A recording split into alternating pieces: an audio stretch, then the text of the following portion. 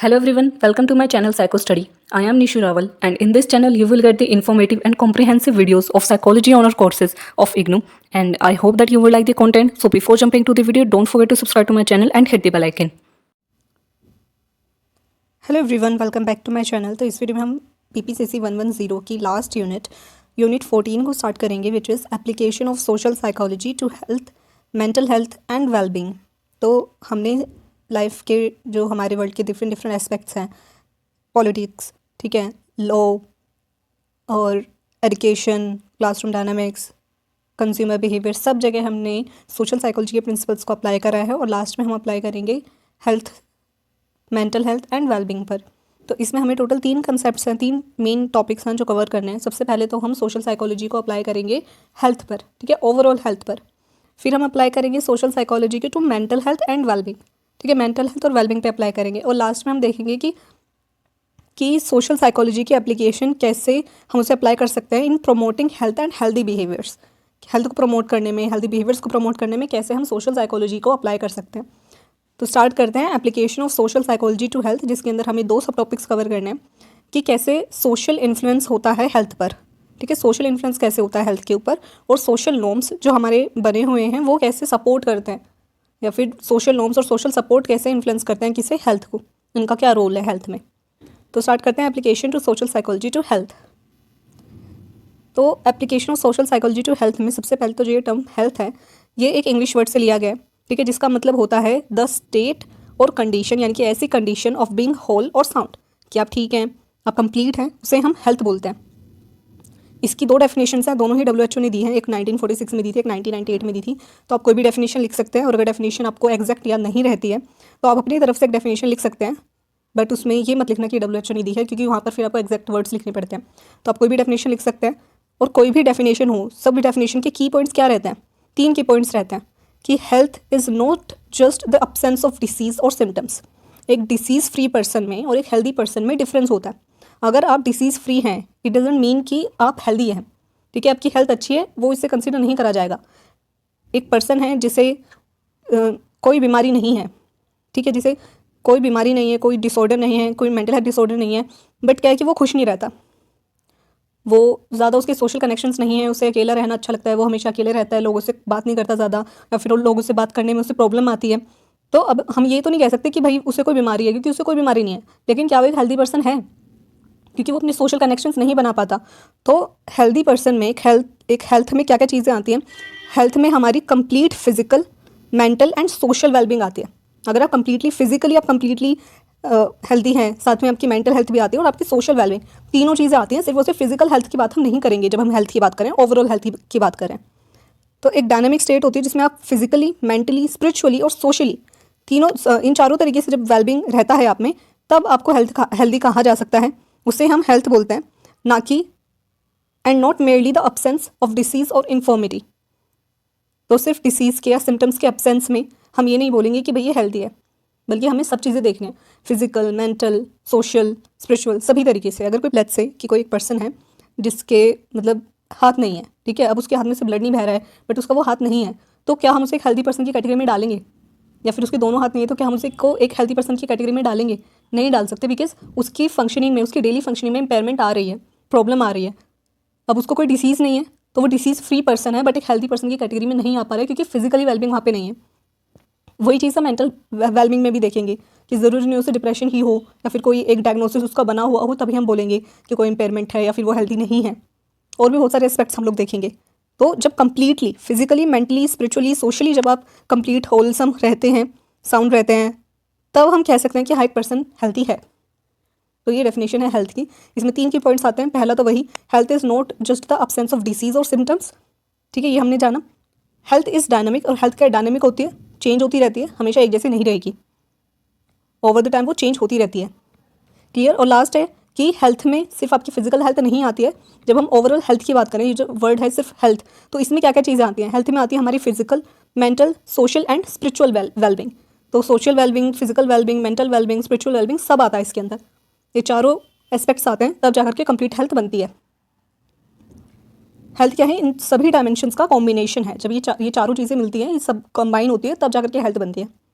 और social psychology के principles जो है यहाँ पर हेल्थ में बहुत बड़ा रोल प्ले करते हैं, चाहे हेल्थ हो, मेंटल हेल्थ हो, वेलबींग हो, इन सब में रोल प्ले करते हैं, जो हम आगे पढ़ेंगे।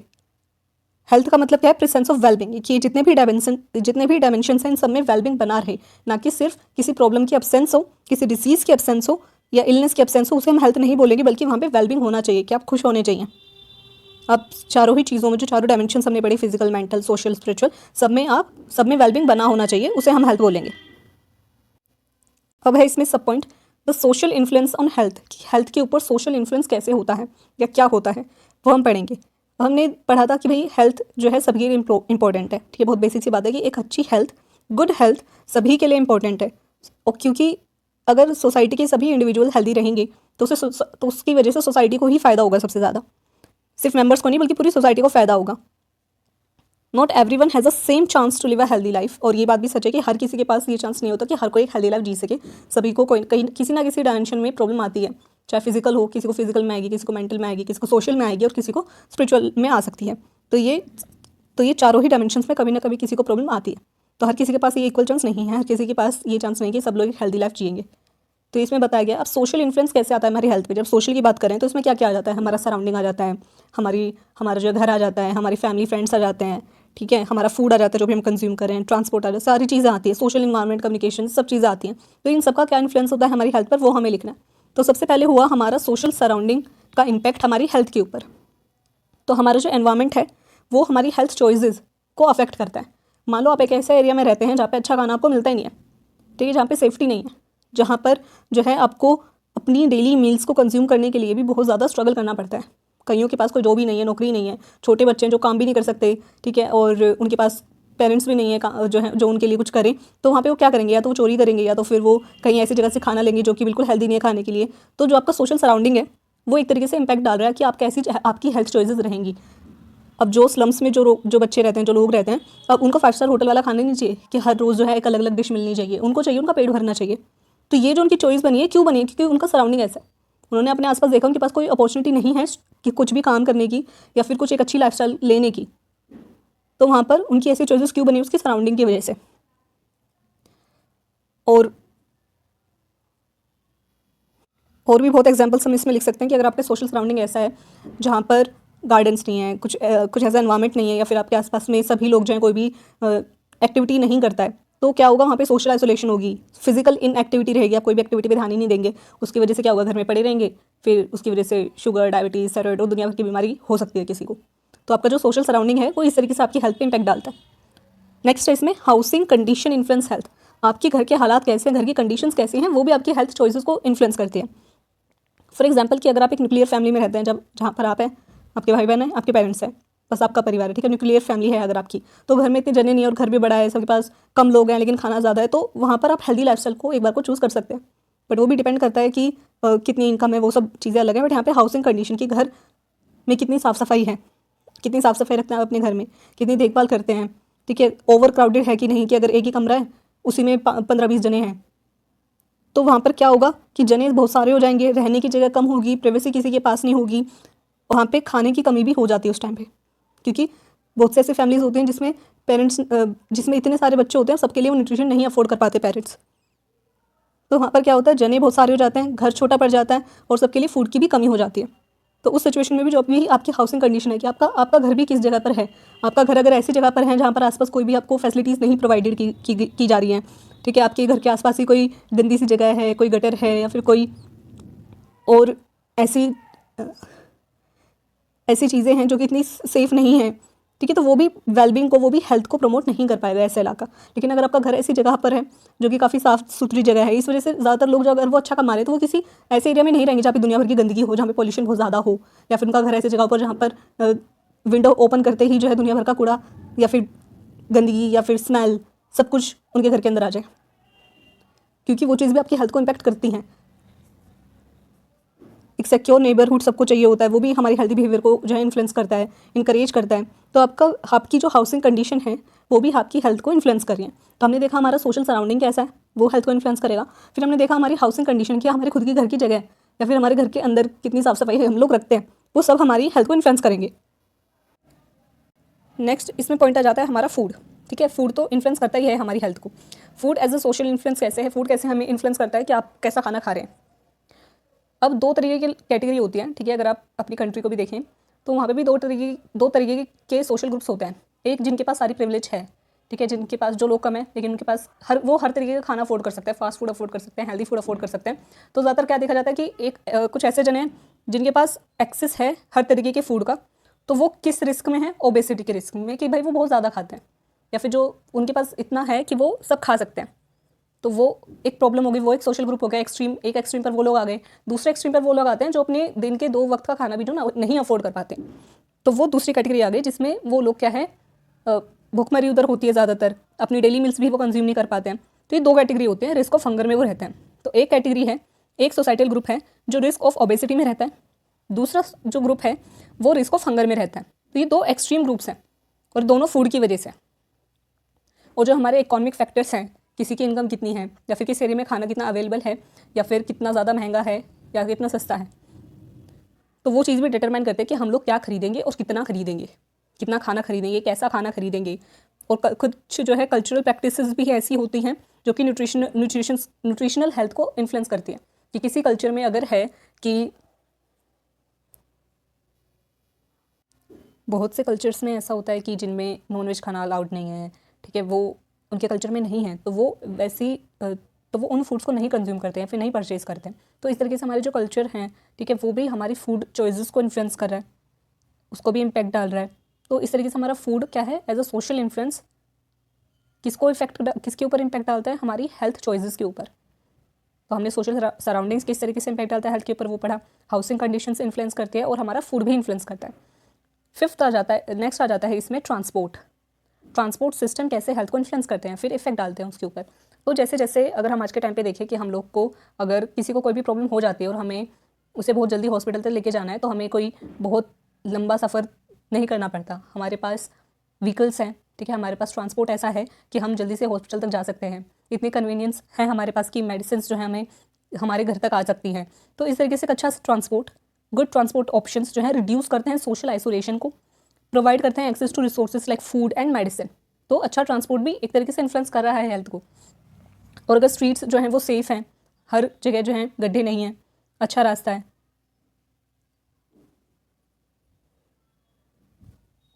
तो इसकी वजह से क्या होता है कि लोग साइकिलिंग के लिए जा सकते हैं, वॉकिंग के लिए जा सकते हैं। अगर उन्हें पता है कि भाई पूरा रोड ख़राब है, सारा एरिया ख़राब है, कहीं आप वॉक के लिए नहीं जा सकते, तो वो उसको अवॉइड करेंगे और घर में ही रहेंगे। लेकिन अगर एरिया अच्छा है, आसपास पार्क है, तो वो उस चीज़ को इन्फ्लुएंस भी करेगा। रोड अच्छा है तो उसे इन्फ्लुएंस करेगा कि लोग साइकिलिंग के लिए जा सकते हैं, घूमने के लिए जा सकते हैं, फिजिकल एक्टिविटी कुछ ना कुछ कर सकते हैं, और साथ में ट्रांसपोर्ट भी उधर और ज़्यादा ईजी हो जाता है। तो जो आपका अच्छा ट्रांसपोर्ट है अगर, तो वहाँ पर क्या होगा कि आप ज़्यादा एक्टिविटी कर सकते हैं, बहुत जल्दी आपको इजीली जो है आप किसी दूसरी जगह पर जा सकते हैं, अपने आसपास के लोगों के साथ कनेक्ट कर सकते हैं। अगर आपको पता है कि थोड़ी दूरी पर आपके कोई फ्रेंड है तो आप इजीली उधर जा सकते हैं। तो सोशल आइसोलेशन नहीं होगा, मेंटल हेल्थ भी आपकी अच्छी रहेगी, सोशल हेल्थ भी आपकी अच्छी रहेगी, कनेक्शंस आपके बने रहेंगे, और साथ में आप इजीली किसी हॉस्पिटल में या फिर किसी दूसरी जगह पर मेडिसिन का एक्सेस आपका रहेगा और आप वहाँ पे जा सकते हैं। तो इस तरीके से ट्रांसपोर्ट सिस्टम हमारी हेल्थ को इम्पैक्ट डालता है, उसे प्रमोट करता है। लास्ट आ जाते हैं सबसे कॉमन कि हमारे फैमिली, फ्रेंड्स और सोशल कम्युनिकेशन किस तरीके से हेल्थ पे इन्फ्लुएंस डालता है।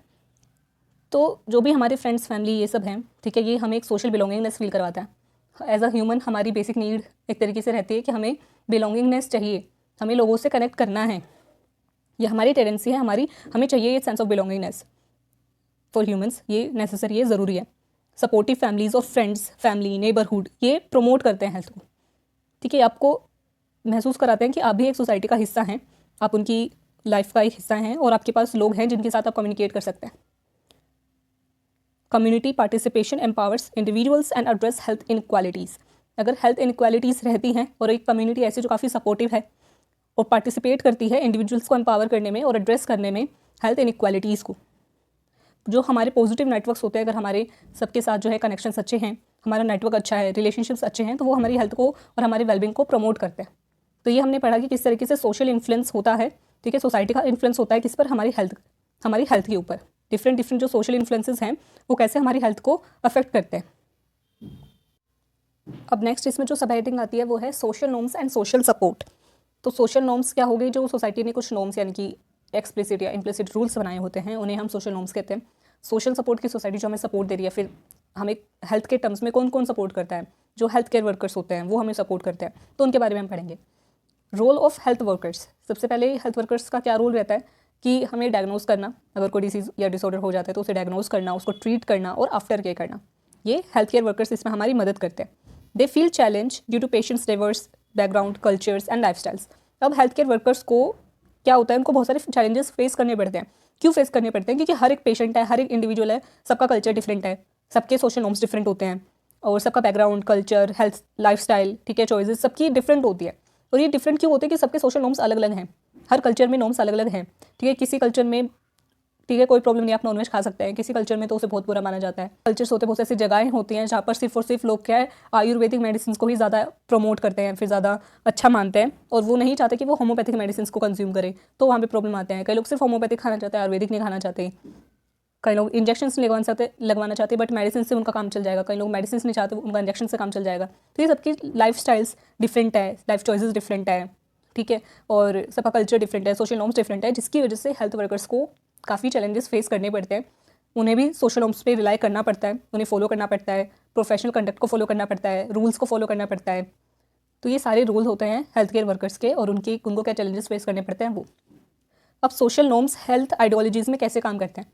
तो जो हमारे सोशल नॉर्म्स होते हैं वो एक तरीके से हमारी हेल्थ रिलेटेड आइडियाज़, जो भी कम्युनिटीज़ में हेल्थ रिलेटेड आइडियाज़ हैं, उसे शेप करते हैं, ठीक है। उसे बनाने का काम हमारे सोशल नॉर्म्स कर रहे हैं, और सोशल नॉर्म्स इसे थोड़ा चैलेंजिंग बना देते हैं हेल्थ प्रोफेशनल्स के लिए कि उन्हें हेल्दी बिहेवियर को कैसे इनकरेज करना है।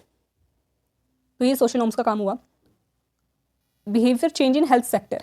अब जैसे हर एक इंडिविजुअल अलग है, तो हर जगह पे क्या है, बिहेवियर चेंज होता जाता है, या फिर एक ही टारगेट पॉपुलेशन है, उसी में बिहेवियर इतना ज़्यादा डाइवर्स हो जाता है, इतना ज़्यादा चेंज होता जाता है कि वो और ज़्यादा चैलेंजिंग हो जाता है।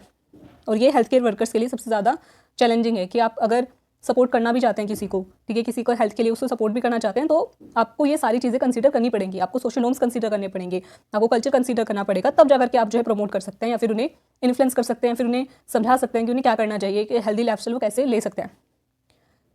और बहुत सभी कम्युनिटीज़ के कुछ इम्प्लिसिट और कुछ एक्सप्लिसिट जो कि कहे हुए, लिखे हुए कुछ रूल्स हो गए, या जो उस कम्युनिटी में सबको पता है वैसे कुछ रूल्स हो गए।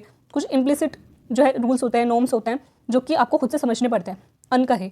आपको जैसे अगर आप किसी लाइब्रेरी में जाते हो तो वहाँ पे सबको पता है कि भाई सबको चुप रहना है, यहाँ पे शोर नहीं मचा सकते। तो हॉस्पिटल में जाके भी शोर नहीं मचाते, ठीक है। अगर आप एक किसी गवर्नमेंट ऑफिस में जा रहे हैं, ठीक है, वहाँ पर एक क्यू में आपको खड़े रहना है, तो वो वहाँ पे लिखा रहता है कि आपको ये लाइन नहीं तोड़ सकते, आपको एक के पीछे एक ही लगे रहना पड़ेगा, आप एकदम से आगे नहीं आ सकते। तो वो एक्सप्लिसिट है, ठीक है, वो सबको पता है, वहाँ पे लिखा भी रहता है कि आपको कैसे रहना है, कैसे नहीं रहना है। बट बहुत से ऐसे रूल होते हैं जो अनकहे होते हैं कि अगर आप एक मेल हैं, आगे आपके कोई लाइन में, कोई क्यू में कोई फीमेल खड़ी है, तो आपको उससे थोड़ा सा डिस्टेंस में खड़े रहना पड़ता है। अब ये चीज़ वहाँ पे लिखी नहीं रहेगी, लेकिन ये सबको पता है। तो ऐसे ही कुछ इम्प्लिसिट और एक्सप्लिसिट रूल्स होते हैं, नॉर्म्स होते हैं, जो इन्फ्लुएंस करते हैं हमारी वैल्यूज़ को, हमारे बिलीव्स को और हमारे बिहेवियर को। कि अगर हॉस्पिटल में कोई फीमेल गई है तो उसको चाहिए कि सामने कोई फीमेल बैठी हो, अगर उसको कुछ पर्सनल बात करनी है, वो नहीं कंफर्टेबल फील कर रही है। कई लड़कियां कंफर्टेबल फील कर लेती हैं, कई नहीं कर पाती हैं। तो ये इन चीज़ों के बारे में सबको पता होना चाहिए, और ये थोड़ा सा डिफिकल्ट बना देती है हेल्थ केयर वर्कर्स के लिए कि उन्हें किस तरीके से डील करना है। तो इस तरीके से हेल्थ सेक्टर में बिहेवियर सबका अलग अलग होता है, सोशल नॉर्म सबके अलग अलग हैं। तो ये बिहेवियर चेंज आता है हेल्थ सेक्टर में। जैसे यहाँ पे गोवा का एग्जांपल लिखा हुआ है, बट आप बेसिकली यहाँ पे एग्जांपल डाल करके लिख सकते हैं कि बहुत लोग होते हैं जो कि सिर्फ आयुर्वेदिक मेडिसिन को प्रेफर करते हैं, वो नेचुरल रेमेडीज़ को प्रेफर करते हैं, जो है खुद डॉक्टर के पास जा करके दवाई लेना उसको प्रेफर नहीं करते। तो इसकी वजह से भी कई बार क्या होता है कि वो खुद से ही खुद को ठीक करने की कोशिश कर रहे होते हैं, जब उनकी बीमारी इतनी ज़्यादा बड़ी बन जाती है कि वो ठीक ही नहीं हो सकती, फिर वो पछता रहे होते हैं। तो ये चीज़ भी देखी जाती है। तो ये एग्जाम्पल आप लिख सकते हैं एग्जाम में। अब इन सोशल नॉर्म्स को जब हम अप्रोच बना करके, ठीक है, एक अपना आइडिया बना करके जब हम इसे यूज़ कर रहे होते हैं, तो क्या होता है कि जो सोशल नॉर्म्स हैं वो ज़्यादातर बनाए इस वजह से जाते हैं कि हेल्थ प्रमोट हो, लेकिन कभी कभी हम मिसपरसेप्शन यानी मिसपर्सीव करते हैं सिचुएशंस को, सोशल नॉर्म्स को। एक तो चीज़ होती है परसीव करना, ठीक है, अपना परसेप्शन बनाना। एक हो गया मिसपरसेप्शन, कि आपने गलत परसेप्शन बनाया है, कि आपने सोच रखा है कि यार जो लोग अमीर लोग होते हैं वो तो बुरे ही होते हैं, ठीक है, जिनके पास बहुत पैसा होता है उन्होंने कुछ गलत काम करके पैसा कमाया होगा। अब ज़रूरी नहीं है कि ये बात सही हो, ये बात झूठ भी हो सकती है। कि हमने सोच रखा है कि यार अगर मेरे को कॉलेज में जाना है तो मेरे को पता है कि यार इतना बड़ा कॉलेज है, वहाँ पे तो बड़े बड़े घरों के बच्चे आते हैं, या फिर कॉलेज में जो स्टूडेंट्स होते हैं वो तो मतलब अल्कोहल कंज्यूम ही करते होंगे, ठीक है, कुछ ना कुछ ड्रग्स कंज्यूम करते होंगे, या फिर सिगरेट तो लेते ही होंगे, या फिर जो है एक अलग उनका लाइफस्टाइल होता होगा। तो मुझे भी फिट इन करने के लिए, उस ग्रुप का हिस्सा बनने के लिए मुझे भी ये सब करना पड़ेगा। अब ये चीज़ ज़रूरी नहीं है, अगर आप ना बोल दो कि आपको नहीं करना तो हो सकता है फिर भी आपके फ्रेंड्स बन जाए वहाँ पर, लेकिन आपने ये सोच के रखा हुआ है, ठीक है, आपने मिसपरसेप्शन बना रखी है, ठीक है, आपने ये चीज़ सोच रखी है कि फिट इन होने के लिए मुझे ये सब एक अनहेल्दी लाइफस्टाइल पे चलना पड़ेगा। तो ये आपने क्या करा, मिसपरसेप्शन बना लिया अपना, और इसकी वजह से आपकी नेगेटिव आपने क्या करा, एक अनहेल्दी लाइफस्टाइल को ऑप्ट कर लिया, चूज़ कर लिया। इसकी वजह से प्रॉब्लम आपको ही फेस करनी पड़ेगा। हो सकता है जो आपने मिसपरसेप्शन बना रखा था, या फिर जो भी आपने परसेप्शन बना रखा था वो गलत था, लेकिन इससे किसकी हेल्थ ख़राब हुई? आपकी हुई।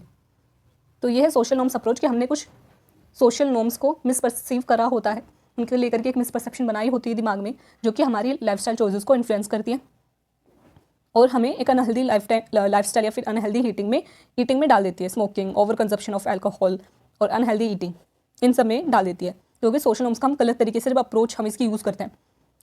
फिर है social support in health research.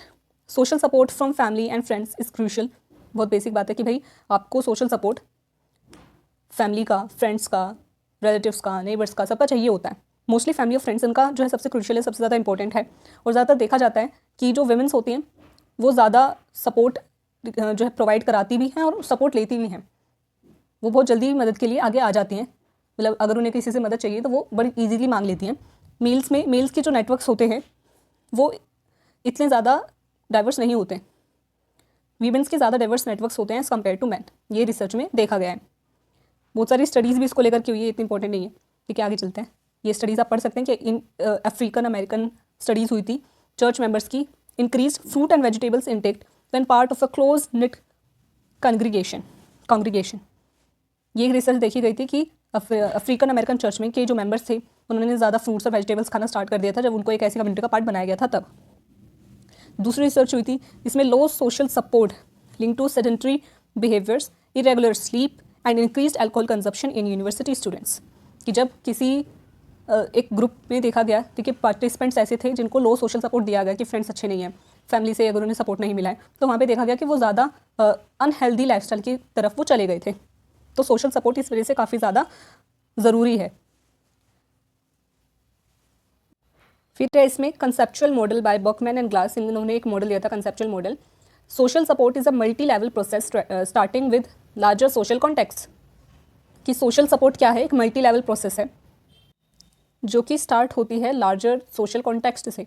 Basically इसमें यह है कि जो आपकी सोशल सपोर्ट होता है, सोशल नेटवर्क होता है, ये अलग अलग लेवल पर होता है। आपको अपने जो है पूरी सोसाइटी से भी सपोर्ट चाहिए होता है, ठीक है, आपकी जो फैमिली है उससे भी सपोर्ट चाहिए होता है, आपको इंडिविजुअल सपोर्ट भी चाहिए होता है, आपको अपनी फैमिली, फ्रेंड्स, इन सब से भी सपोर्ट चाहिए होता है।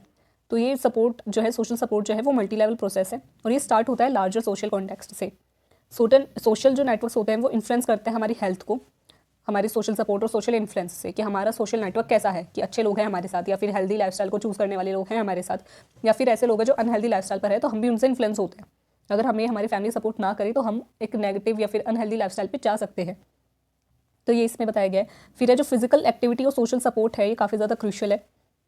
और फिजिकल एक्टिविटी जब आप अपने फ्रेंड्स के साथ करते हैं, ठीक है, अपने या किसी ऐसे जानने वाले के साथ करते हैं, तो वो एक्सरसाइज करना ज़्यादा ईजी हो जाता है। इस वजह से ज़्यादातर जो लोग हैं एक्सरसाइज के लिए अपना कोई अपना पार्टनर रखते हैं कि अपने फ्रेंड्स के साथ जो है जिम जाते हैं, ताकि वो कंसिस्टेंट रह सके कि चलो दोस्त के साथ जाना है तो चले जाएंगे, अकेले जाने में वो नहीं कर पाते, ठीक है, वो इतने कंसिस्टेंट नहीं रह पाते, तो किसी दोस्त के साथ जाएंगे तो दोनों मिलकर के या फिर 2-3 जने जो है मिलकर के जा रहे हैं, वॉक पे जा रहे हैं तो किसी के साथ जा रहे हैं, तो फ्रेंड्स के साथ, किसी रिलेटिव के साथ एक फिजिकल एक्टिविटी करना, ठीक है, वॉक पे जाना, जिम करना, एक्सरसाइज करना, योगा करना थोड़ा ईजी हो जाता है, क्योंकि इसकी वजह से हमें एक तो फिजिकल एक्टिविटी भी हम लोग कर रहे हैं, इसकी वजह से हमें कंपेनियनशिप भी मिलती है, रिक्रिएशन भी करने को मिलता है और सेंस ऑफ बिलोंगिंगनेस भी मिलती है, तो एक ज़्यादा सोशल सपोर्ट हमें मिलता है। फिर लास्ट है इसमें connection between health and social networks. ये तो हमने देखा ही कि हेल्थ जो है काफ़ी स्ट्रांगली कनेक्टेड है किससे? हमारे इंडिविजुअल के, किसी भी इंडिविजुअल के सोशल नेटवर्क से। तो हेल्दी चॉइसेस किससे रिलेट करती हैं? सीधे सीधे आपके सोशल नेटवर्क कैसे हैं उससे। Lifestyles are shaped by social choices, so interventions can focus on social norms and networks to promote healthy behaviour. तो जैसे कि हमने अब तक पढ़ा है कि जो हमारे सोशल नॉर्म्स होते हैं, हमारे सोशल नेटवर्क्स होते हैं, वो हमारी हेल्थ को इन्फ्लुएंस करते हैं। तो जब हमें ये चीज़ पता है तो अगर कोई सोशल साइकोलॉजिस्ट बनता है तो उसे इंटरवेंशन कैसी बनानी चाहिए, जो कि उस सोशल नॉर्म्स को कंसीडर करते हुए और आपके सोशल नेटवर्क कैसे हैं उसको कंसीडर करते हुए, तो सोशल नॉर्म्स और आपके सोशल नेटवर्क्स, इन दोनों को कंसीडर करते हुए अगर हम कोई इंटरवेंशन बनाते हैं तो ज़्यादा ईजी हो जाएगा हेल्दी बिहेवियर्स को प्रमोट करना। इस वजह से हमने ये सब पढ़ा है कि अगर आपको एट द एंड हम अप्लाइड सोशल साइकोलॉजी में करते क्या है, इंटरवेंशंस बनाते हैं, प्रॉब्लम को सॉल्व करने के लिए कोशिश करते हैं, ठीक है, सोल्यूशन ओरिएंटेड है अप्लाइड सोशल साइकोलॉजी। तो हमने देखा कि यार सोशल नॉर्म्स और सोशल नेटवर्क्स, ये दो ऐसी चीज़ें हैं जो सबसे ज़्यादा इन्फ्लुएंस कर रही है हमारी हेल्थ को। तो आपको इन्हीं को कंसीडर करते हुए ऐसी इंटरवेंशन बनानी है जो कि इनका सहारा लेकर के, इनको बेस बना करके फिर आप इंटरवेंशन बना रहे हो, तो वो ज़्यादा ईजिली वर्क करेगी आपके जो भी क्लाइंट है या फिर जो भी पार्टिसिपेंट है या फिर जो भी आपके पेशेंट्स हैं उनके ऊपर। तो आज के लिए इतना ही। आज हमने पढ़ा कि application of social psychology to health overall health पे कैसे हम अप्लाई कर सकते हैं सोशल साइकोलॉजी को, और हेल्थ में क्या आती है हमारी physical, mental, social and spiritual wellbeing, उसे हम हेल्थ बोलते हैं। तो ये जब भी अगर टॉपिक एग्जाम में आता है, क्वेश्चन एग्जाम में आता है कि आपको एप्लीकेशन करनी है social psychology to overall health, अब यहाँ पे मेंटल हेल्थ की बात नहीं कर रहे, सिर्फ ओवरऑल हेल्थ की बात कर रहे हैं, तो आपको इसको डिफाइन करना है, डेफिनेशन बतानी है हेल्थ की, ठीक है। 3 की पॉइंट्स जो हमने पढ़े थे वो बताने हैं, फिर आपको बताने कि कैसे सोशल इन्फ्लुएंस होता है हेल्थ के ऊपर, हमारे आसपास का surrounding, neighbours, friends, food, transport कैसे इन्फ्लुएंस करता है हमारी हेल्थ को, वो बताने कि आपका सोशल जो सराउंडिंग वो कैसे इन्फ्लुएंस करता है। फिर आपको बताने कि सोशल नॉर्म्स और सोशल सपोर्ट कैसे इन्फ्लुएंस करता है आपकी हेल्थ को। तो आज के लिए इतना ही। आई होप कि वीडियो आपको अच्छी लगी हो, सारी चीज़ें अच्छे समझ में आई हो। अगर कोई भी क्वेरी रह जाती है कमेंट सेक्शन में करके बता सकते हैं। वीडियो अच्छी लगी तो प्लीज़ वीडियो को लाइक करना, चैनल को सब्सक्राइब करना, ज़्यादा से ज़्यादा